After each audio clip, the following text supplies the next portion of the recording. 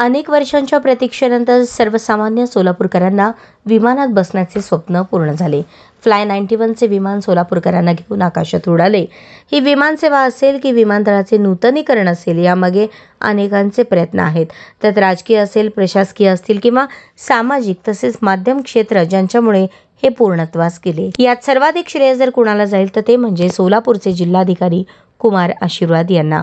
मागील 23 महिन्यांच्या त्यांच्या प्रशासकीय कारकिर्दीत या माणसाने एखादे काम करण्याचे मनावर घेतले तर ते त्यांनी पूर्ण करूनच दाखवले, अशी बरीच उदाहरणे देता येतील. सोलापूरची विमानसेवा सुरू करणे तसे सोपे काम नव्हते.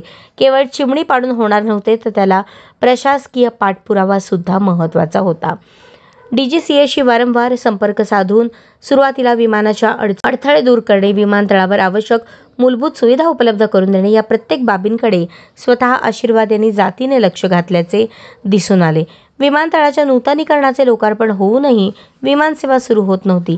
काही तांत्रिक अडचणी आल्या होत्या, त्या दूर करण्यास वेळ गेला. फ्लाय 91 या विमान वाहतूक कंपनीला सोलापुरात आणण्यात जिल्हाधिकारी आशीर्वाद यांचा मोठा वाटा असल्याचे भाजप आमदारांनी सांगितले. देशाचे प्रधानमंत्री नरेंद्र मोदी, मुख्यमंत्री देवेंद्र फडणवीस, विमान वाहतूक राज्यमंत्री मुरलीधर मोहोळ, आमदार सचिन कल्याण शेट्टी यांचे तर श्रेय आहेच. लोकप्रतिनिधी म्हणून 100% प्रयत्न करतो, पण प्रशासकीय सहकार्याशिवाय हे शक्य होत नाही, म्हणून त्यांचे श्रेय त्यांना दिलेच पाहिजे, असे आमदार म्हणाले.